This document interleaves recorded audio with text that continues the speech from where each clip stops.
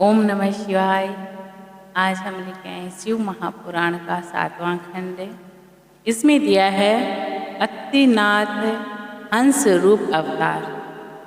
हाँ, तो अगर आप हमारे चैनल पर आ गए हो तो लाइक शेयर जरूर करना और बीच में उठकर नहीं जाना, नहीं तो महादेव बाबा की तीसरी आंख खुल जाएगी। अर्बुद पर्वत के पास आहू के नाम का भील रहता था। उसी की प्रतिव्रता पत्नी का नाम अहुका था। दोनों पति पत्नी शिव भक्त थे।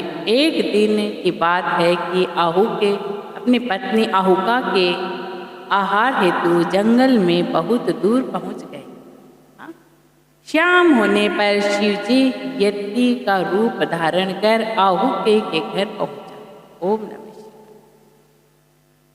यति का रूप धारण कर आहू के घर पहुंचा। उसी समय आहू के भी वहां पहुंच गए। दोनों पति पत्नी में मिलकर अतिथि यति का स्वागत किया। यति रूपी शिवजी आहू के भील से बोले, क्या मैं एक रात्रि आपके यहाँ ठहर सकता हूँ? प्रातः काल होते ही मैं प्रस्थान कर जाऊंगा। भील बोला कि मेरे पास तो बहुत थोड़ा सा निवास स्थान है, इसमें हम तीनों कैसे रह सकते हैं? यह सुनकर भगवान शिव जाने लगे। तब भील पत्नी अहुका ने अपने पति से कहा, आप दोनों अंदर सो जाओ, मैं रात्रि को पहरे पर रहूंगा। इससे अतिथि धर्म का पालन भी होगा। ओम नमः। अतिथि को लौटाना ठीक नहीं है, अतिथि देव भव। यह सुनकर भील अहुक ने कहा, तुम दोनों भीतर सो जाओ और मैं पहरेदारी करूंगा। भील की पत्नी अहुका और यति बने भगवान शिवजी कुटिया के अंदर सो गए तथा भील बाहर पहरे पर रहा। रात्रि में वन्य पशुओं ने भील को मार दिया। प्रातः काल होने पर जब यति और भील की पत्नी अहुका ने भील को मृत पाया तो वे दोनों बहुत दुखी हुई। यति को दुख देखकर भील की पत्नी अहुका ने उनसे कहा, आप दुखी न हो, क्योंकि मेरे पति ने धर्म पर आरूढ़ रहकर अपने प्राणों की आहुति दी है। मैं अब पतिव्रत धर्म के अनुसार सती हो जाऊंगी। आप निश्चिंत होकर अपने गंतव्य स्थान पर जा सकते हैं। भील पत्नी अहुका जब चिता बनकर सती होने लगी तो भगवान शंकर अपने असली रूप में प्रकट हुए। उन्होंने उन्हें वरदान दिया कि अगले जन्म में तुम दोनों राजा रानी बनोगे और मेरा सन्यासी रूप वाला शरीर हंस बनकर तुम्हारी सहायता करेगा। ओम नमः शिवाय। शिवजी के आशीर्वाद से भील राजा होकर निषाद देश में उत्पन्न हुआ। उसका नाम नलपट। उसकी पत्नी अहुका विदर्भ राजा की पुत्री दमयंती के नाम से उत्पन्न हुई। भगवान भोलेनाथ ने हंस का रूप धारण कर नल दमयंती का विवाह करा। शिवजी का हंस रूप और यति रूपी अवतार परम कल्याणकारी है। इसी को सुनकर मनुष्य को परम गति प्राप्ति हुई। ओम नमः शिवाय। ओम नमः शिवाय। ओम नमः शिवाय। कृष्ण दर्शन अवतार। इक्ष्वाकु वंश में श्रद्धदेव की नौवीं पीढ़ी में राजा नम्मंग का जन्म हुआ। उनके यहाँ विष्णु भक्त अम्बरीश और नभग नामक दो पुत्र उत्पन्न हुए। अब उन्हीं अम्बरीश के पिता महानम्मंग का चरित्र सुनो। उन्हें स्वयं शंकर भगवान ने वरदान दिया था। क्या दिया था? सुनना है। नभग जब गुरु के यहाँ विदा अध्ययन हेतु गए तो पीछे उनके भाइयों ने राजा का विभाजन कर अपना अपना भाग तो ले लिया, परंतु नवग का हिस्सा भी स्वयं हड़प गए। जब नवग विद्या अध्ययन के पश्चात गुरुकुल से लौटे तो उन्होंने भाइयों से राजा का अपना भाग मांगा। भाइयों ने कहा, राज्य का विभाजन करते समय आपके यहाँ न आने के कारण हम आपका ध्यान नहीं करते। ओम नमः शिवाय। अब जो कुछ है वह पिताजी के पास है, उन्हीं से अपना हिस्सा मांग लो। जब नवग पिता के पास गया तो पिताश्री बोले, तुम्हारे भाइयों ने तुम्हारे साथ छल कपट से काम लिया। मैं तुम्हें एक उपाय बताता हूँ। तुम विद्वान और वेदांत में निपुण हो। मुनि अग्नि ऋषि एक यज्ञ कर रहे, उन्हें हर छठे दिन मोह घेर लेता, जिसके कारण उनका यज्ञ पूरा नहीं हो पा रहा है। तुम वहां जाकर उन्हीं के यज्ञ को अपने ज्ञान द्वारा वेद मंत्रों से पूर्ण करो। इसके बाद वे स्वर्ग को चले जाएंगे तथा शेष बचा हुआ सभी धन तुम्हें देकर संतुष्ट करेंगे। नवग खुशी अग्रसी ऋषि का यज्ञ पूरा कराने के लिए गए।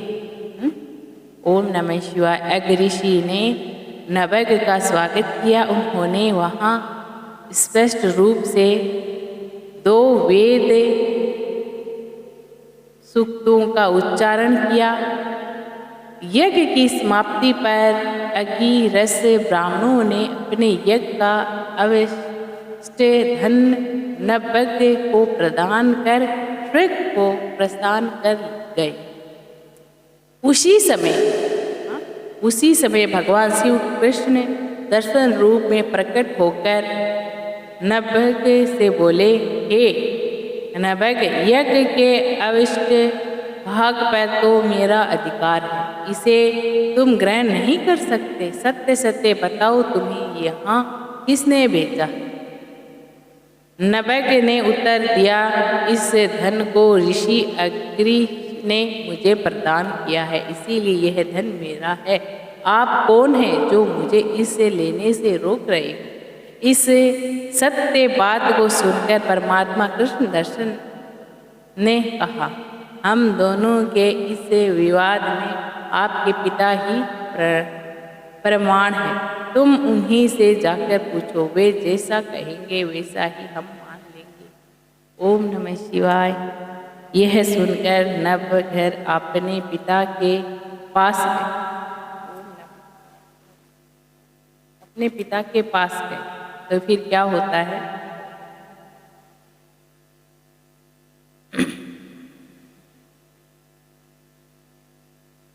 अपने पिता के पास जाने के बाद में क्या होता है, तुम उससे जानकर पूछ जाना। सही हम कहें। यह सुनकर नवग अपने पिता के पास गए। उनसे पिता मुनि श्रद्धा देव ने बताया कि वे पुरुष और कोई नहीं बल्कि स्वयं भगवान शंकर हैं। यज्ञ की अवश्य वस्तु उन्हीं की होती है। यदि वे कृपा करेंगे तो वह तुम्हें मिल सकती है। तुम उन्हीं की स्तुति करो, उनसे क्षमा याचना करो। वे अखिलेश्वर प्रभु यज्ञ के अधिष्ठाता है। ब्रह्मा विष्णु आदि यज्ञ देवता उन्हीं के आदेश पर कार्य करते हैं। ओम नमः शिवाय। नवग ने भगवान शंकर के पास पहुंचकर अपने अपराधों की क्षमा मांगी और उन्हीं की स्तुति करने लगे। शिवजी बोले कि तुम विकार रहित होकर सभी सुखों का उपभोग करो। इतना कहकर वे अंतर ध्यान हो गए। ओम नमः शिवाय। अवधूतेश्वर अवतार। एक बार भगवान शंकर इंद्र, बृहस्पति तथा अन्य देवताओं की सभा में दूत का रूप धारण कर बैठे। उनका शरीर अग्नि के समान प्रज्वलित हो रहा था। इंद्र ने अवधूत से पूछा कि भगवान शंकर अपने स्थान पर ही है या नहीं गए हैं। इंद्र के पूछने पर शिवजी ने कोई उत्तर नहीं दिया। इंद्र के कई बार पूछने पर भी वह चुप रहे। इस पर इंद्र क्रोध में आ गया और बोला, मैं अभी तुम्हें अपने वज्र से समाप्त कर देता हूँ। देखता हूँ कि मुझे। इंद्र को क्या है कि बहुत गुस्सा आता है, इसीलिए देखो इंद्र ने क्या कहा, मैं अभी तुम्हें वज्र से खत्म कर दूंगा, ऐसा कहता। इंद्र ने अवधूत बने शंकर भगवान को मारने के लिए अपना वज्र उठाया, परंतु वह वज्र उन पर नहीं चल सका और इंद्र का हाथ वहीं स्तंभित हो गया। इंद्र क्रोध में भरकर जलने लगा। क्रोध में भरकर वह जलने लगा।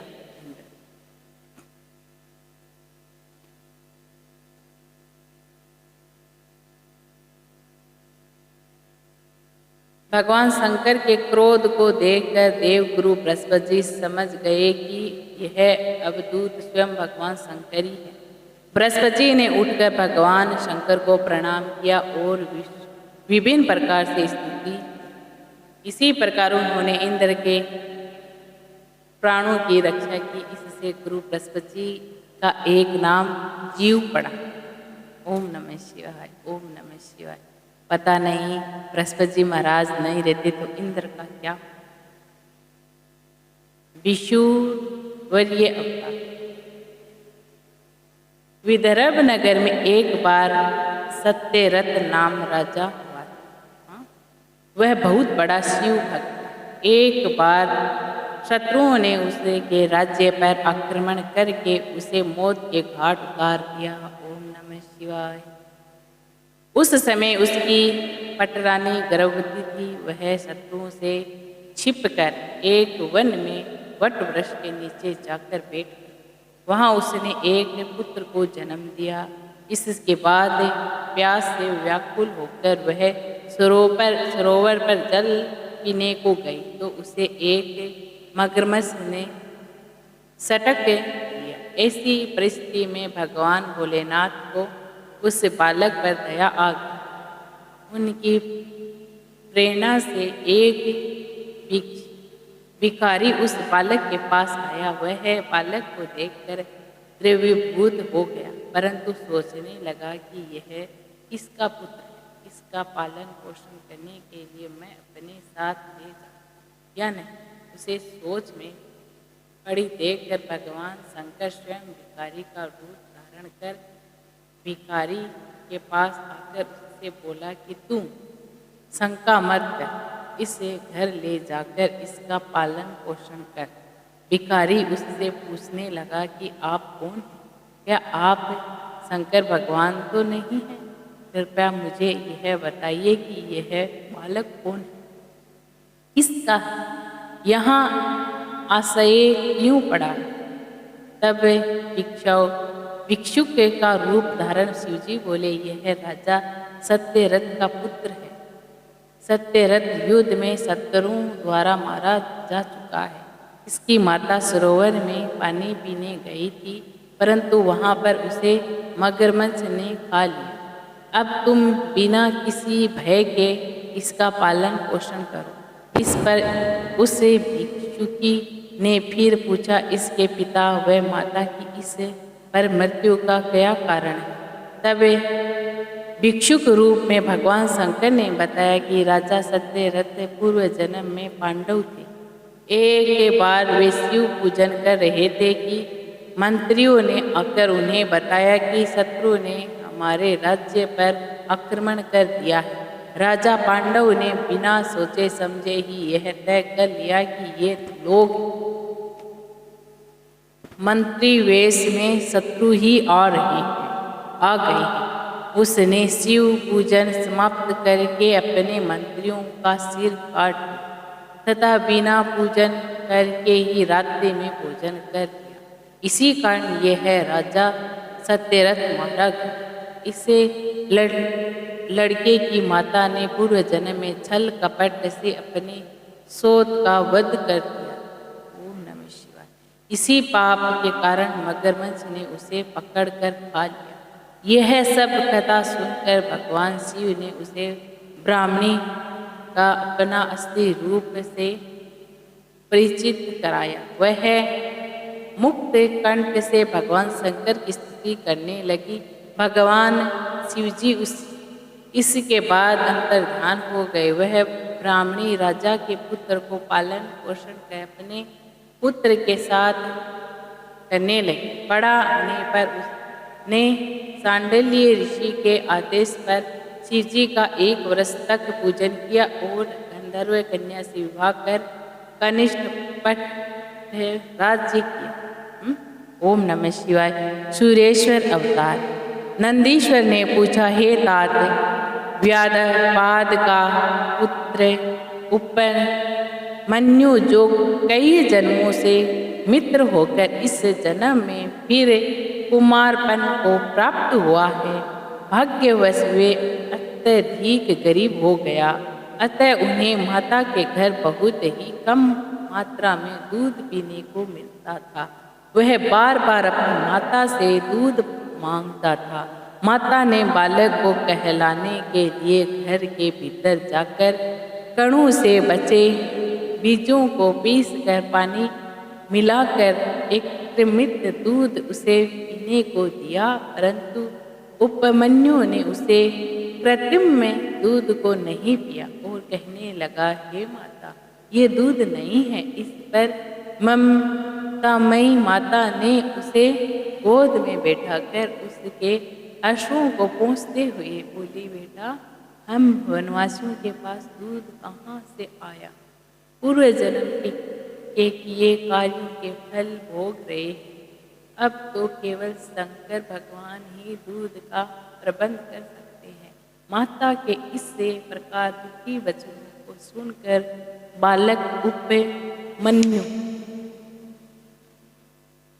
माँ से बोला, आप शोक नहीं करें।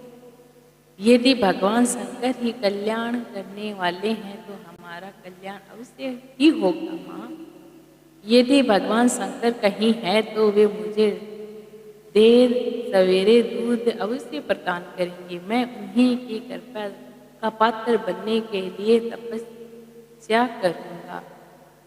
इतना कहकर बालक